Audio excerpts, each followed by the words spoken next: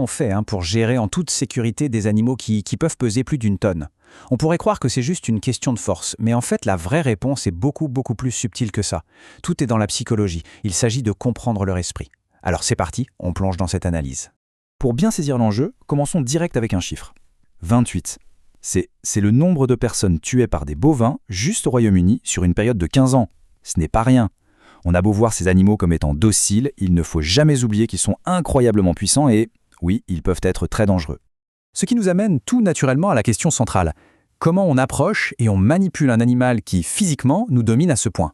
La réponse, on va le voir, elle ne se trouve pas du tout dans la confrontation. Elle est dans la compréhension. Ok, première étape, il faut décoder l'esprit bovin. Pour interagir avec eux sans danger, la première chose à faire, c'est d'essayer de penser comme eux. Parce que la clé, ce n'est vraiment pas la force, c'est la psychologie. Alors commençons avec un concept absolument fondamental, la zone de fuite. Il faut s'imaginer ça comme une sorte de bulle invisible. C'est leur espace personnel en quelque sorte. Si on entre dedans, leur instinct leur crie de s'éloigner. La taille de cette zone, bien sûr, elle varie. Un animal habitué aux humains en aura une toute petite, mais pour un animal plus sauvage, elle peut être immense. Ensuite, il y a le point d'équilibre. Imaginez une ligne invisible, là, qui traverse l'animal au niveau de ses épaules. C'est un peu comme le volant qui va nous permettre de le diriger. Et voilà comment ça marche en pratique. Si on se positionne derrière cette ligne d'épaule, l'animal va avancer. Si on passe devant, eh bien il va reculer, ou alors s'arrêter. C'est assez fascinant quand on y pense. Juste avec de simples changements de position, on peut diriger une masse énorme sans même avoir besoin de contact physique. C'est presque une sorte de danse. Bon, maintenant qu'on a ces principes psychologiques en tête, comment on les applique concrètement? Passons aux règles d'engagement. Quand on approche, le mot d'ordre, c'est le calme.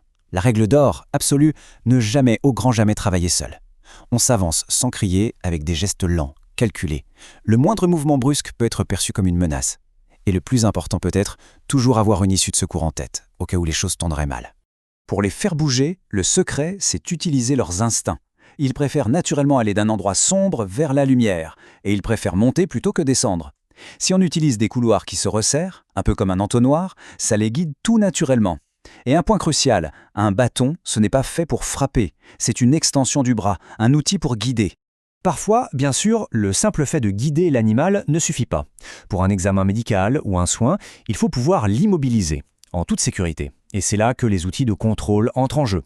Prenons le licol en corde, c'est un outil de base. La technique, c'est de former une sorte de 8 asymétrique. On passe la petite boucle sur le nez et ensuite on passe la grande boucle derrière les oreilles. Après, il suffit de tirer sur le bout libre pour que ça se resserre. La clé, c'est de faire ça avec calme et assurance. Voilà, un licol bien mis, ça se positionne juste derrière les oreilles et ça se resserre sous le menton. Le tout est bien sûr sécurisé avec un nœud facile à défaire en cas d'urgence. C'est un moyen de contrôle qui est efficace mais qui reste respectueux de l'animal.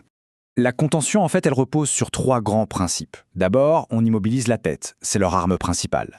Ensuite, on restreint les mouvements du corps. Et enfin, on limite le mouvement des pattes pour éviter les coups. Et l'outil parfait pour ça, c'est ce qu'on appelle une cage de contention, qui applique ces 3 principes en même temps. Mais attention, les règles du jeu peuvent changer du tout au tout. Il y a des situations et des animaux qui présentent un risque bien plus élevé que la normale. Prenons les taureaux. Cette citation, il faut vraiment la garder en tête. On dit souvent que les taureaux les plus calmes sont les plus dangereux, et la raison est simple, généralement parce que les manipulateurs deviennent complaisants en leur présence.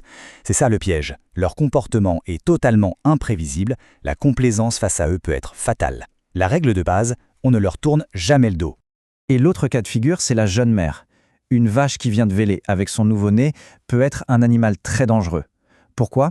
L'instinct maternel s'exprime souvent par une agression pure et simple. Une approche qui serait normalement sans conséquence peut, à ce moment-là, déclencher une charge. La prudence doit être absolue.